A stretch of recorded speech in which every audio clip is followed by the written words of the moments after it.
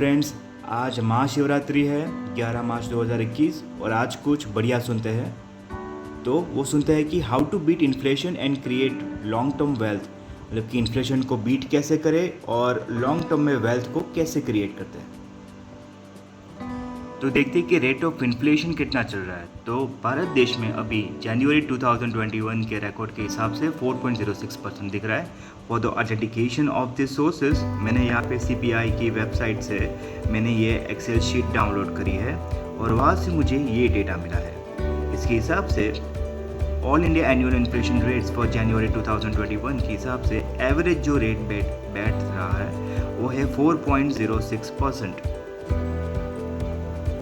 और अर्बन और रूरल के हिसाब से इस तरह से है।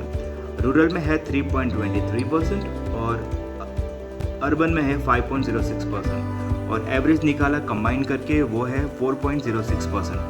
तो इन्फ्लेशन का रेट है 4.06%, मतलब कि हमारा खर्चा हो गया 4.06।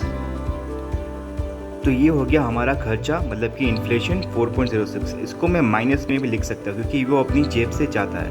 तो अगर अपने को कमाना है तो इससे ज़्यादा कमाना पड़ेगा, मतलब कि 4.06% से ज़्यादा। तो अब देखेंगे हमारे पास ऐसे कौन से सोर्सेज है जहाँ से हम ज़्यादा कमा सकते हैं।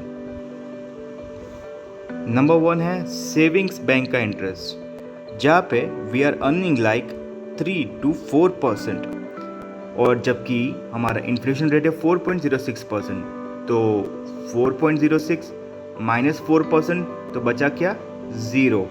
तो ये अच्छा ऑप्शन नहीं है, लेकिन रेगुलर सेविंग्स और लिक्विडिटी के लिए ये आपका सही ऑप्शन रहता है। लेकिन लॉन्ग टर्म में वेल्थ क्रिएट करने के लिए सेविंग्स में पैसा लंबे वक्त तक रखना अच्छा नहीं रहेगा।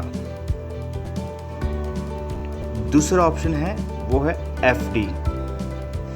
FD में आप रिटर्न कमा सकते हो कुछ 5% से लेके 7% तक, और अगर आप सीनियर सिटीजन हो तो एडिशनल 1%, तो आप 8% के आसपास कुछ रिटर्न कमा सकते हो डिपेंडिंग ऑन वेरियस बैंक्स और उनके रूल्स के हिसाब से।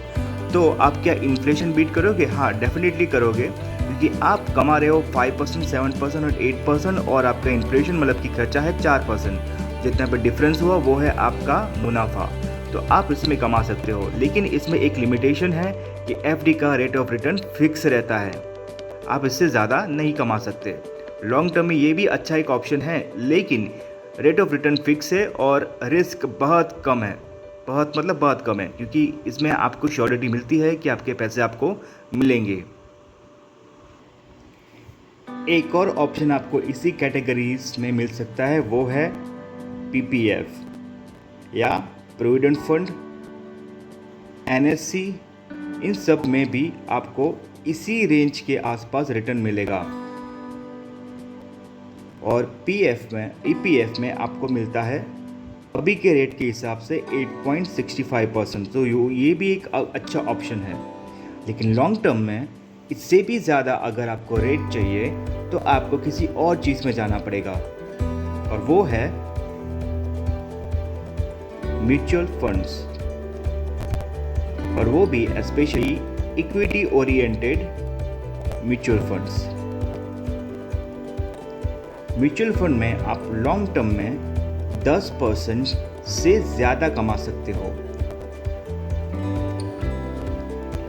म्यूचुअल फंड का रेट ऑफ रिटर्न फिक्स नहीं रहता, नॉट फिक्स्ड, लेकिन हिस्ट्री बता रहा है कि म्यूचुअल फंड ने हमेशा से लॉन्ग टर्म में अच्छे रिटर्न्स दिए हैं। That can be range in between 10 to 20%।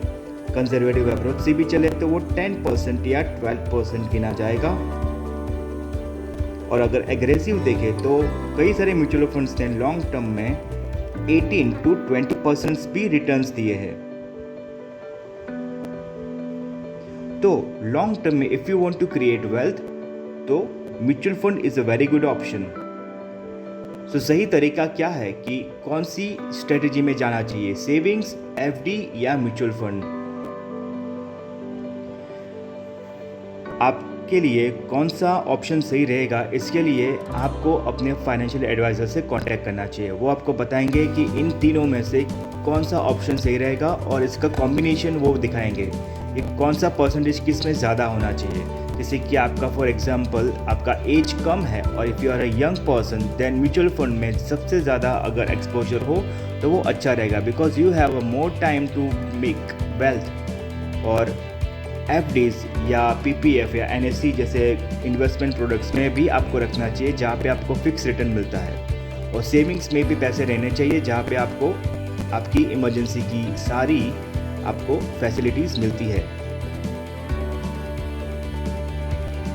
अगर मैं कहूँ कि आप 25,000 रुपये की एसआईपी रेगुलरली, या फिर ऐसा बोलो कि 25,000 रुपया आप हर महीने एफडी या पीएफ या एनएससी जैसे आप इन्वेस्टमेंट प्रोडक्ट्स में रखते हो, तो आपका 20 साल में आपका टोटल इन्वेस्टमेंट होगा कुछ 60 lakh rupees.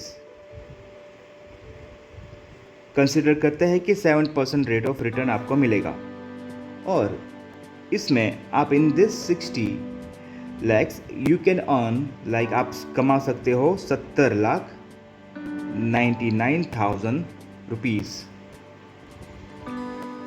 This is your gain, और आपका टोटल वैल्यू हो जाएगा this plus this is equal to 1,30,99,000।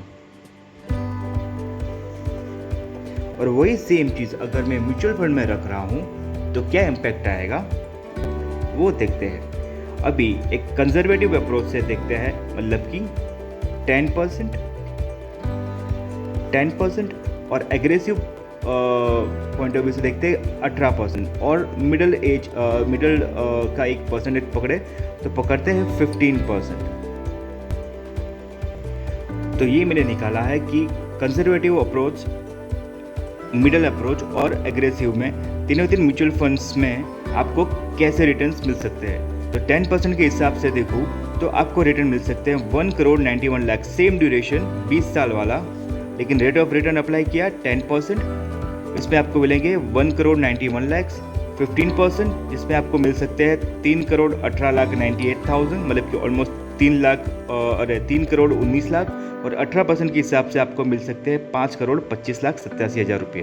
मतलब कि इन तीन में आपको अगर आप कंपेयर करेंगे तो इससे आपको ज़्यादा मिलते हैं। यहाँ पे जबकि आपको मिल रहे हैं 1,30,99,000, और इसमें आपको मिल रहे हैं 1,91 लाख। तो कंपेयर करोगे तो आपको पता चलेगा कि इसमें दोनों में अंतर यह है कि आपको म्यूचुअल फंड में ज़्यादा मिलता है।